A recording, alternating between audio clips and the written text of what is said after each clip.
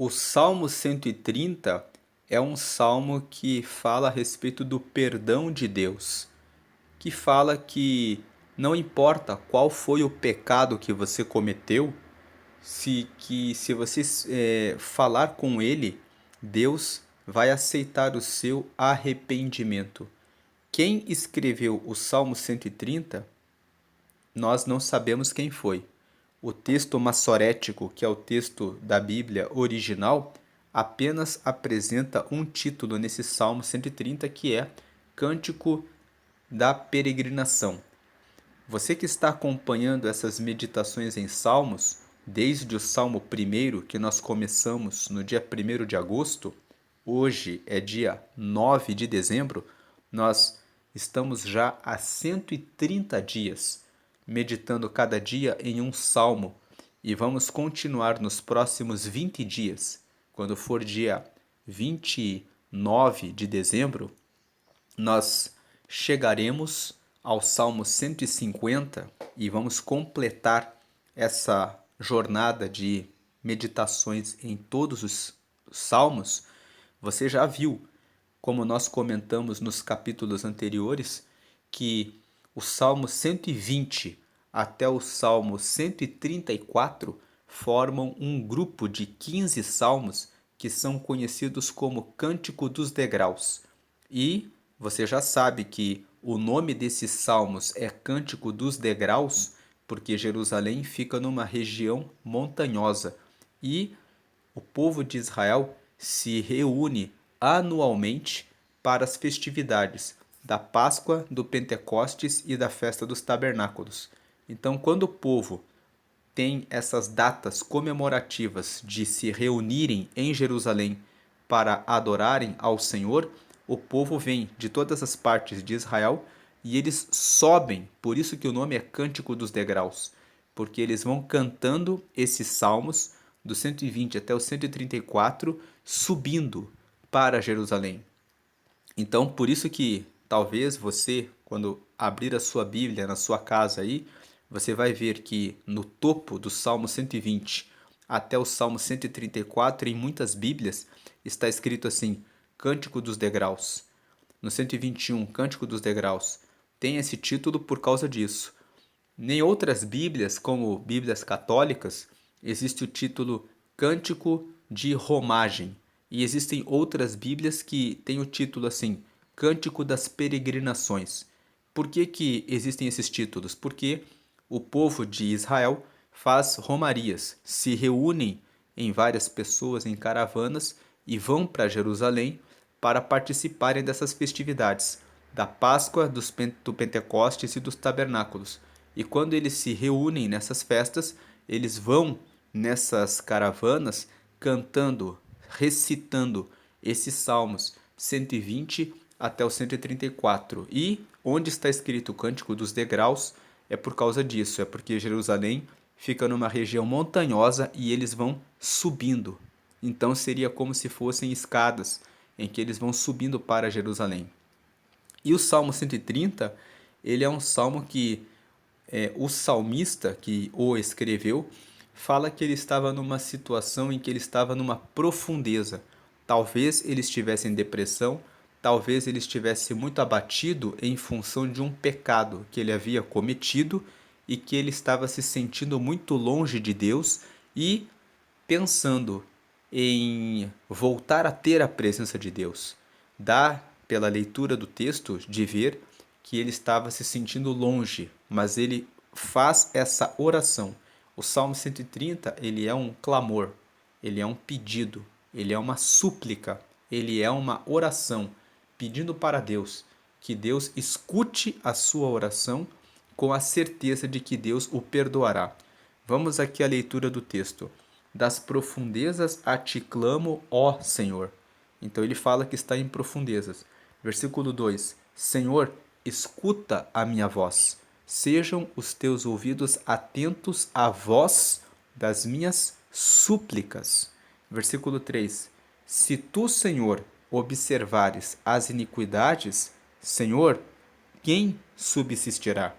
Veja que no versículo 3 ele nos dá uma indicação de que ele talvez tenha cometido pecados, ou que ele está pensando que se Deus olhar para nós, pensando, avaliando, observando aquilo que nós fazemos de errado, quem pode ficar de pé? Quem pode se sustentar diante de Deus? Ninguém pode se sustentar diante de Deus. Lá em Apocalipse, quando João estava na ilha de Patmos, escrevendo aquilo que Deus estava revelando para ele, ele fala que ele viu ao Senhor. E ele viu que os olhos do Senhor eram como chamas de fogo. Então Deus, ele vê todas as coisas. Então o salmista aqui, ele fala justamente isso. Se tu, Senhor, observares as iniquidades, Senhor, quem subsistirá? No versículo 4, se de um lado ele fala que se Deus olhar para os nossos pecados, ninguém se sustenta, por outro lado, no versículo 4, ele fala: mas contigo está o perdão, para que sejas temido. Então ele fala: o perdão está com Deus. Versículo 5, eu aguardo o Senhor, a minha alma o aguarda, e espero na sua palavra. Ele está esperando na resposta de Deus. 6, a minha alma anseia pelo Senhor mais do que os guardas pelo romper da manhã. Sim, mais do que aqueles que esperam pela manhã. Versículo 7, espere Israel no Senhor. Primeiro, do versículo 1 até o versículo 6, o salmista que escreveu esse salmo, ele fala a respeito dele próprio. Ele fala a respeito da busca que ele tem por Deus, pelo anseio que ele tem em encontrar Deus. E depois, no versículo 7 e 8, ele lança essa esperança em Deus para o seu povo. Vamos lembrar que esses cânticos de peregrinação, que são os cânticos dos degraus, são cânticos que eles cantam quando eles estão juntos, indo para Jerusalém. Então, ele tem que trazer uma parte que fala, que chame a atenção de todos ali. Então ele fala: espere Israel no Senhor, porque no Senhor há misericórdia e nele há abundante redenção. Versículo 8: e ele remirá a Israel de todas as suas iniquidades. Vamos lembrar que esses cânticos dos degraus, eles foram reunidos, formados no Salmo 120 até o 134, com o propósito do povo ir até Jerusalém e adorar a Deus depois do cativeiro da Babilônia. Então, o povo de Israel, durante o período do profeta Jeremias, se você ler o livro do profeta Jeremias, você vai ver ali que o povo de Israel estava na terra prometida. Deus fez uma promessa para Abraão de que daria uma terra para os seus descendentes. Os descendentes de Abraão foram para o Egito e ficaram como escravos ali naquelas terras. E o Senhor os tirou do Egito durante um período de 40 anos peregrinando no deserto e os trouxe para a terra de Canaã e os estabeleceu ali. E Deus disse que eles deveriam sempre adorá-lo, mas na época do profeta Jeremias, o povo estava queimando incenso para outros deuses nas colinas. E Deus disse que daria um castigo para eles. Deus disse, usando o profeta Jeremias: já que vocês estão adorando outros deuses, então eu vou permitir que Nabucodonosor entre aqui na cidade, destrua e queime Jerusalém e leve vocês como escravos para a Babilônia. E vocês vão ficar lá durante 70 anos no cativeiro e vocês ficarão bem à vontade para adorarem vários deuses. Depois que vocês sofrerem lá, vocês vão entender quanto era bom vocês serem donos da terra de vocês, estarem na terra de vocês, e vão lembrar que essa promessa foi dada por mim, que sou o Senhor. E eles ficaram naquele cativeiro por 70 anos. Depois de 70 anos, Deus levantou o rei persa chamado Ciro, que disse que o povo de Israel poderia voltar para Jerusalém. Um pouco mais adiante, o povo não voltou todo de uma vez. Voltaram primeiro alguns e depois, um pouco mais adiante, Deus levantou Neemias. que era copeiro do rei Assuero, para que ele é, trouxesse o povo. Na verdade, o rei Artaxerxes, na verdade. Artaxerxes, não é Assuero. O Assuero foi um outro rei. Mas enfim, o Neemias voltou e construiu as muralhas de Jerusalém, reconstruiu as muralhas da cidade. Depois Deus levantou Esdras, que era um escrivão, escriba, para trazer a lei, a palavra do Senhor. E depois Deus levantou ao mesmo tempo o profeta Ageu e Zacarias para orientar o povo para reerguer o templo.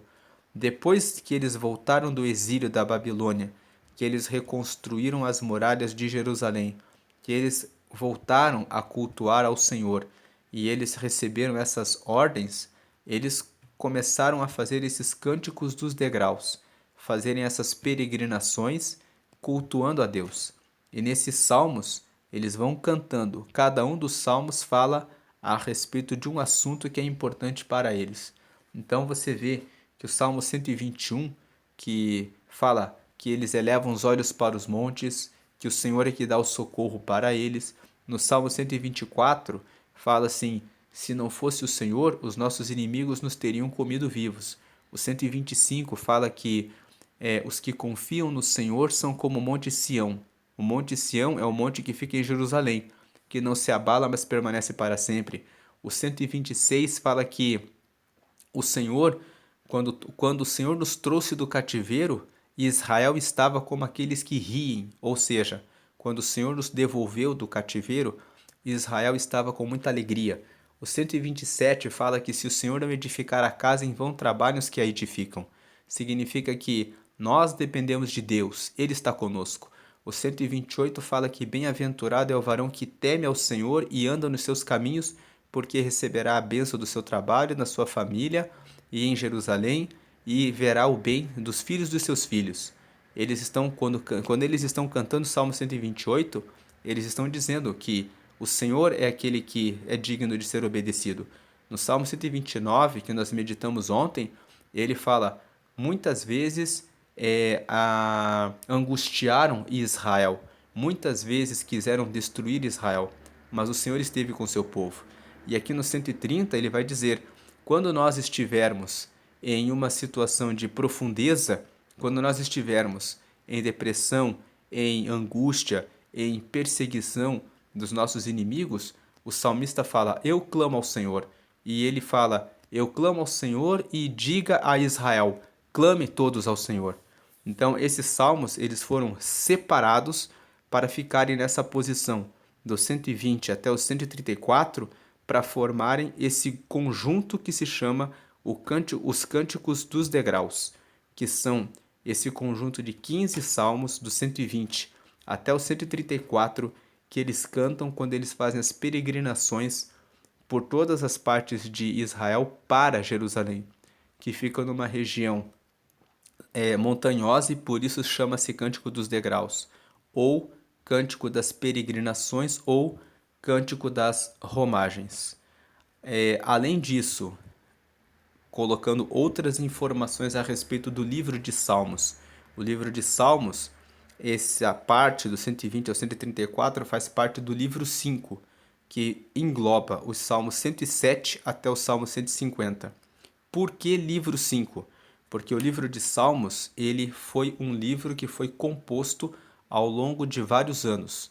Vários autores foram escrevendo as suas orações, as suas poesias, os seus poemas, as suas angústias, as suas lamentações, as suas imprecações, que são pedidos a Deus, são orações pedindo a Deus vingança pelo mal que é recebido dos inimigos, que foram reunidos pelos escribas. Então, você vê que o livro 1, que vai do Salmo 1 até o Salmo 41, são todos escritos pelo rei Davi. Então o povo começou a fazer a reunião dos salmos, e os primeiros salmos que eles encontraram foram os salmos do rei Davi, e eles já reuniram e colocaram ali, no livro do 1 ao 41. Depois eles foram encontrando os salmos que foram escritos pelos outros autores. Então eles colocaram o livro 2, do Salmo 42 até o 72. E você vê que no livro 2, o Salmo 42 até o 49 foram escritos pelos filhos de Coré. O Salmo 50 foi escrito por Asaf, que foi um levita que foi constituído na adoração no templo na época do rei Davi. Depois, o rei Davi escreveu do Salmo 51 até o 72. Existem o Salmo 66, o 67 e o 71 são salmos que o texto original da Bíblia não fala que foram escritos por Davi, mas a forma como eles foram escritos faz a tradição dizer que foi Davi que os escreveu. O Salmo 72, que é o último salmo do livro 2, dizem que foi escrito por Salomão e outros dizem que foi escrito por Davi. Mas o último versículo do Salmo 72 diz assim: Findam-se aqui os salmos de Davi. Então dá de entender que quem escreveu o Salmo 51 até o 72 foi Davi. Aí depois eles reuniram outros salmos. E nessa reunião formou-se o livro 3, que vai do Salmo 73 até o Salmo 89. Esses salmos que foram reunidos na época que estavam reunindo o livro 3 são todos, na grande maioria, salmos de Asaf e dos seus descendentes. Os salmos 73 até 82 foram escritos por Asaf e seus descendentes. O 83 não se conhece a autoria. O 84, 85 e o 87 foram escritos pelos filhos de Coré. O 86 foi escrito por Davi. O 88 foi escrito por Emã e o 89 foi escrito por Etã. O nome de Emã e de Etã está identificado no livro de 1 Crônicas, no capítulo 6, onde existe a relação histórica dos levitas que adoravam ao Senhor. E ali você pode encontrar o nome desses homens que escreveram o Salmo 88 e 89. Depois eles reuniram os Salmos 90 até o 106. Só para vocês terem uma ideia, o Salmo 90 foi escrito por Moisés. Então, antes deles encontrarem esse Salmo de Moisés, Moisés vem muito antes de Davi. Se houvesse uma ordem cronológica no livro dos Salmos, o primeiro salmo deveria ser o Salmo de Moisés. Mas não existiu essa ordem. O povo foi encontrando os poemas, os salmos, e foram reunidos nesses livros. Por isso reuniram o livro 1 com todos os salmos de Davi, porque Davi escreveu tantos salmos que provavelmente foi fácil para os escribas ali encontrarem os escritos de Davi e logo reunirem e formarem o primeiro livro, que foi o livro do Salmo, que vai do 1 ao 41. Depois encontraram os salmos dos filhos de Coré, de Asaf, e foram compondo o livro 2, que vai do 42 ao 72, e o livro 3, que vai do 73 ao 89, e que tem a maioria dos salmos de Asaf. Aí depois eles encontraram o Salmo de Moisés, que é o Salmo 90, que fala sobre a brevidade da vida, e colocaram no 90. Depois vem o Salmo 91, que é famoso e fala sobre a segurança do Altíssimo. Dizem alguns que foi Moisés que escreveu, e outros dizem que foi Davi, mas o texto original não fala quem foi que escreveu esse salmo, que é o famoso Salmo 91. Depois, no Salmo 95, tem uma indicação no texto de Hebreus, capítulo 4, versículo 7, de que quem o escreveu foi Davi. E nós dizemos indicação porque quando você abre o Salmo 95 na Bíblia original, não existe nenhuma indicação de quem é o seu autor. Mas quem escreveu o livro de Hebreus fala que foi Davi que citou um texto que está escrito no Salmo 95. Então, por causa desse texto de Hebreus, capítulo 4, versículo 7, que cita um trecho do Salmo 95 e o atribui à autoria de Davi, se entende que quem escreveu o Salmo 95 foi Davi. Depois disso, o Salmo 103 foi escrito por Davi. Então você vê que no livro 4, que vai do Salmo 90 até o Salmo 106, você só tem o conhecimento do autor do Salmo 90, que foi Moisés. Do Salmo 91 existe um palpite de que foi Moisés ou Davi. O Salmo 95, que tem uma referência indireta em outro livro, que é Hebreus, capítulo 4, versículo 7, de que foi Davi que o escreveu, e o Salmo 103, que quando você abre a Bíblia original, está lá no título, Salmo de Davi. Tirando esses salmos, todos os outros são de autores desconhecidos.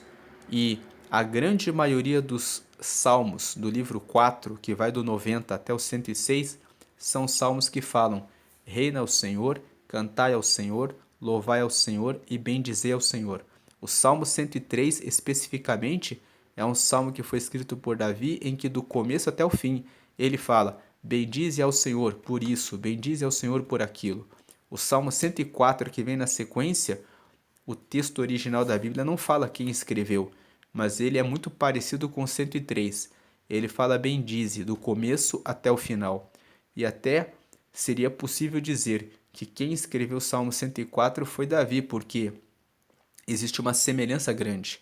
Porém, não se pode afirmar isso. Pode ser que alguém tenha lido o Salmo 103 e tenha copiado a ideia de Davi e escrito um salmo parecido, colocando bendito do começo até o final. E o livro 5 vai do Salmo 107 até o Salmo 150. No livro 5, nós temos três informações. A primeira informação é que no livro 5 você tem o menor salmo da Bíblia, que é o Salmo 117, o meio da Bíblia, que é o Salmo 118, e o maior salmo da Bíblia, que é o Salmo 119. No livro 5, que vai do 107 ao 150, você encontra o conjunto dos salmos que formam o Halel egípcio. Halel se escreve H-A-L-L-E-L. E Halel egípcio significa os salmos que o povo de Israel canta quando vai para a festa da Páscoa em Jerusalém. Quando eles estão caminhando, eles cantam os salmos 113, 114, 115, 116, 117 e 118. Esse conjunto de 6 salmos, do 113 até o 118, formam o chamado Halel egípcio, porque são salmos que o povo canta na peregrinação da Páscoa em direção a Jerusalém, lembrando que foi Deus que os removeu do Egito, da escravidão e os trouxe para a terra prometida. E além disso, a terceira informação é a que nós já falamos, que do Salmo 120 até o Salmo 134, esse conjunto de 15 salmos forma o conjunto dos cânticos dos degraus, que o povo canta quando vai para Jerusalém nas festas da Páscoa, do Pentecostes e dos Tabernáculos. E também são conhecidos como cânticos de peregrinação, porque quando o povo faz a peregrinação para Jerusalém, eles cantam esses salmos. E o livro de Salmos, no texto original na Bíblia, ele é conhecido como Tehillim. Se escreve T-E-H-I-L-I-M, de Maria, e Tehillim significa louvores. Mas, como nós já temos visto na leitura dos Salmos, os Salmos não são só louvores. São louvores no sentido de que todos eles reconhecem Deus como aquele que é digno de receber todas as orações. Mas no meio dessas orações dos Salmos, existem orações que são de lamentação, como por exemplo o Salmo 13, em que o rei Davi fala: Até quando, Senhor, o Senhor ficará longe de mim? Existem salmos que são de cânticos, existem salmos que trazem instrução e orientação, como por exemplo o Salmo 15, que nos fala: Quem morará no teu tabernáculo, ó Senhor? Aquele que não difama com a sua língua, aquele que faz a sua vontade, aquele que segue o seu caminho. Então, esse salmo, por exemplo, é um salmo de instrução, que alguns chamam esses salmos de instrução de masquil. O que é um masquil? É um salmo que traz uma instrução. Existem salmos que são especiais, como por exemplo o Salmo 16 e o Salmo 56, 57, 58, 59 e 60. Esses salmos que eu mencionei agora, o 16 e o 56, 57, 58, 59 e 60, esses 6 salmos são salmos que são conhecidos como mictão. E mictão significa que o tema que é tratado em um mictão é um tema que é considerado de extremo valor. São temas que são importantes para aqueles que escreveram os salmos. Todos esses salmos, o 16 e o 56 até o 60, esses 6 salmos são chamados de Mictão de Davi. Foi Davi que escreveu esses salmos. E quando você medita nesses salmos, você vê que as temáticas desses salmos são salmos que falam a respeito de assuntos importantes. Então, o livro de Salmos é um livro que levou vários anos para ele ser composto. Ele tem muitos autores. Ele engloba um largo período histórico da civilização de Israel. Ele tem salmos que trazem conselhos, como por exemplo o Salmo 1, que fala a respeito de o caminho dos ímpios e o caminho dos justos, mostrando que qual o caminho que você deve seguir. É um salmo também que é instrutório, porque ele mostra a consequência de você seguir o caminho da sabedoria, que é temendo a Deus, e o caminho tortuoso, o caminho que vai levar à morte, o caminho que vai levar à desgraça e à ruína. E essas são as considerações sobre o livro de Salmos. O 130, reiterando, é um salmo que nos fala que Deus é que dá o perdão. E os temas principais aqui não é só que Deus dá o perdão. Nós vemos aqui na parte final que Deus dá a redenção nacional para Israel. Ele fala: espera Israel no Senhor, porque no Senhor há misericórdia e nele há abundante redenção. E ele remirá a Israel de todas as suas iniquidades. Ele traz um contexto de que Deus traz o perdão nacional. Isso pode ser aplicado para nós, por exemplo, no Brasil, que quando a nação está mergulhada no pecado, nós podemos interceder e orar pelo país, pedindo que Deus alcance a nossa nação com o perdão divino, como o salmista aqui pede o perdão pelo povo de Israel. Ele fala que ele tem um pecado, mas ele pede que Deus tem um perdão, mas ele intercede pelo seu povo. Então, a aplicação prática nas dificuldades, nos nossos pecados, às vezes nós estamos mergulhados em pecados que nós não conseguimos vencer. Devemos pedir a Deus a libertação e precisamos reconhecer que precisamos do perdão de Deus, reconhecer a soberania dele. Aqui no Cântico dos Degraus, quando o povo sobe para Jerusalém, para essas festas da Páscoa, do Pentecostes e dos Tabernáculos, é porque eles reconhecem a relevância, a importância de estarem reunidos em Jerusalém.